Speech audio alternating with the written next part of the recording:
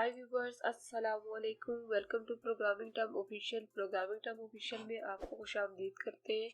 उम्मीद करते हैं कि आप सब खैरियत से होंगे। सी लैंग्वेज सीखने की इस सीरीज में आज हमारा लेक्चर है function in C. Function in सी के कुछ टॉपिक को हमने डिस्कस किया था, रिमेनिंग पार्ट को आज हम डिस्कस करेंगे।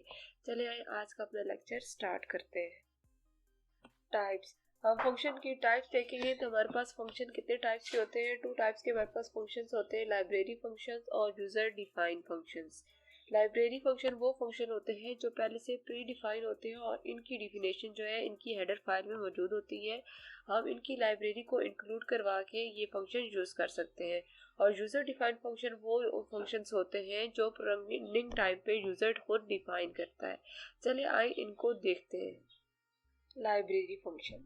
लाइब्रेरी फंक्शन कौन से फंक्शन होते हैं जो सिस्टम हमें प्रोवाइड करता है। ये बिल्ट इन फंक्शन होते हैं और ये हमारे पास स्टोर होते हैं अपनी लाइब्रेरीज में, इसलिए इनको लाइब्रेरीज फंक्शन भी कहा जाता है।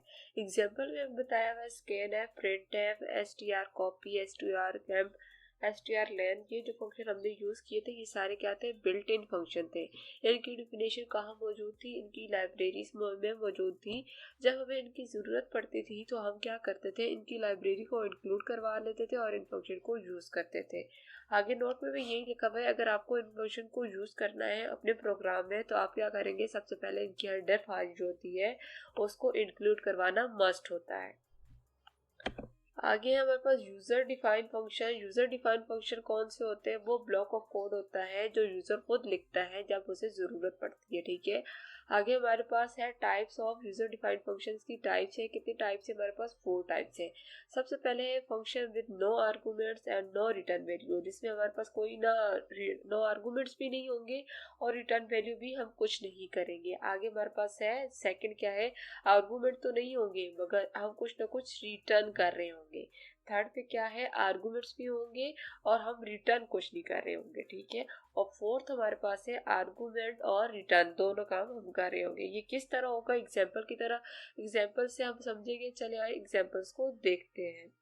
जी व्यूअर्स, पहली एग्जांपल है हमारे पास function with no arguments and no return value. इसमें हमारे पास ना आर्गुमेंट्स होंगे और ना हम कुछ रिटर्न कर रहे होंगे।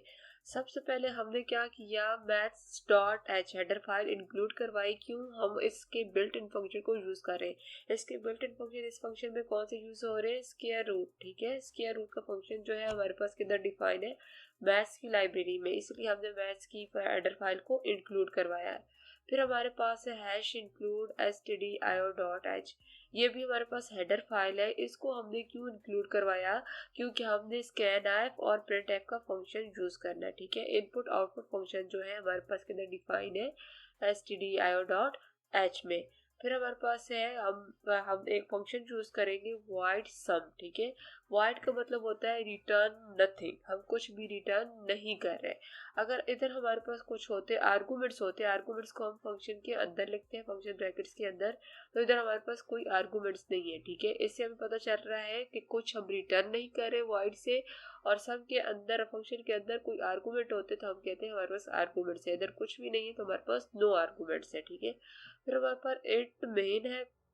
मेन के अंदर जाते हैं, हम सम को कॉल कर रहे हैं। सम की कॉल के बाद हम इधर हमारा जो फ्लो है इधर चला जाएगा।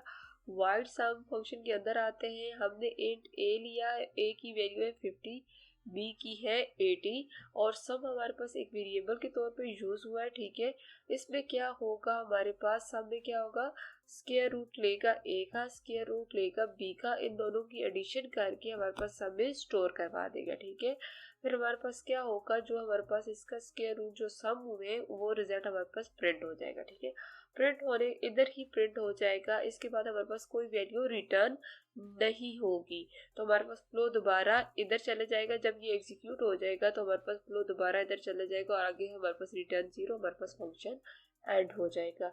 इसको रन करके देखते हैं। अब डेव को ओपन करते हैं और इसको रन करके देखते हैं। ठीक है जी व्यूअर्स, ये वही कोड हमने लिख लिया, सेम वही कोड है। इसको रन करके देखते हैं कि इसकी वर्किंग कैसी होगी।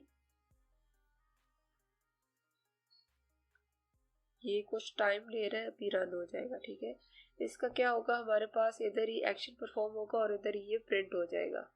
तो देखिए, sum of two given number is 60। ठीक है, स्क्वायर रूट लिया और उनको सम कर दिया है, ठीक है। तो इन दोनों का सम हो गया हमारे पास। अब जाते हैं नेक्स्ट स्लाइड पे। अब हमारे पास एग्जाम्पल 2 है। एग्जाम्पल 2 में हम क्या कर रहे हैं कि हमारे पास function with no arguments, arguments तो नहीं होंगे, रिटर्न वैल्यू होगी, ठीक है। वॉइड नहीं होगा, इसकी जगह कोई और डेटा टाइप होगी जिससे हम वैल्यू को रिटर्न करेंगे। वापस जाते हैं, ये देखें हमारे पास क्या था, वाइड सम। अब हमारे पास क्या है, इंट सम। इसका मतलब है इंटीजर वैल्यू रिटर्न करेगा, ठीक है। आगे सम, अगर इधर कुछ होता तो आर्गुमेंट्स होते, इधर कुछ भी नहीं है तो नो आर्गुमेंट्स।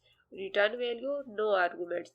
ये हमारे पास है इंट नम, एक वेरिएबल बना दिया है जिसमें हमारे पास सम होके जो वैल्यूज रिटर्न होगी वो सम में स्टोर हो जाएगी। फंक्शन कॉल आई, फंक्शन कॉल के बाद हमारे पास फ्लो किधर ट्रांसफर हो गया, इधर, ठीक है। इधर हमने लिया A50 B80 लिया और सम एक वेरिएबल ले लिया जिसमें हम रिजल्ट स्टोर करवाएंगे। तो सब में क्या होगा, स्क्वायर रूट A और स्क्वायर रूट B दोनों को लेके इन दोनों को प्लस करेगा और सब में स्टोर करवा देगा, ठीक है। स्टोर करवाने के बाद जो हमारे पास इसकी इंट डेटा टाइप है तो इंटीजर वैल्यू रिटर्न होगी, इसलिए हम क्या कर रहे हैं, रिटर्न सम। सम की जो रिजल्ट आया वो रिटर्न कर रहे हैं, वो दोबारा जाएगा जिधर से हमारे पास फंक्शन एग्जीक्यूट हुआ था, रिजल्ट आएगा इधर, ठीक है। ये किसको दे देगा, नम को, ठीक है। अब हमारे पास जो रिजल्ट सम में पड़ा हुआ था वो मिल गया नम को, तो वही हम इधर प्रिंट करवा देंगे, ठीक है। वही वैल्यू हम प्रिंट एफ के थ्रू जो हमारे पास नम में पड़ी हुई है रिजल्ट, वो हम इसको प्रिंट करवा देंगे। तो ये क्या कर रहा था, पहले ये जो सम था, जो रिजल्ट था, हम इधर ही प्रिंट करवा रहे थे क्योंकि हमने रिटर्न कुछ नहीं करना था। अब हम रिटर्न कर रहे हैं तो इसको किधर प्रिंट करवा रहे हैं, मेन के अंदर। तो अब इस कोड को भी रन करके देखते हैं। तो ये हमारे पास कोड है, ये वही कोड है। इधर हम सम को प्रिंट नहीं करवा रहे, हम मेन के अंदर प्रिंट करवा रहे हैं। इसको रन करके देखते हैं, रिजल्ट दोनों का सेम होगा। वो हमने किया था वाइड के थ्रू, फंक्शन के अंदर, सम के फंक्शन के अंदर हमने रिजल्ट को प्रिंट करवाया था और ये हम प्रिंट करवा रहे हैं मेन के अंदर, ठीक है। तो ये देखिए sum of two given number is 60, तो ये किधर प्रिंट हो रहा है, मेन के अंदर।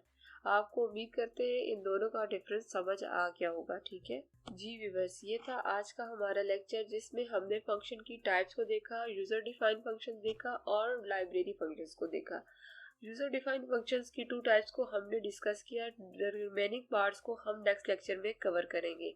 उम्मीद करते हैं कि आपको अच्छे से समझ आ गया होगा। अगर इससे रिलेटेड कोई क्वेश्चन है तो आप कमेंट सेक्शन में पूछ सकते हैं। अगर आपको हमारी वीडियो अच्छी लगी है तो प्लीज़ हमारी वीडियो को लाइक कर दें। अगर आप हमारे न्यू व्यूअर्स हैं तो हमारे चैनल को सब्सक्राइब कर दें, बेल आइकन को प्रेस कर दें ताकि हर नए आने वाले वीडियो का नोटिफिकेशन आपको मिल सके। मिलते हैं नेक्स्ट लेक्चर में, तब तक वेट कीजिएगा। थैंक यू, अल्लाह हाफिज़।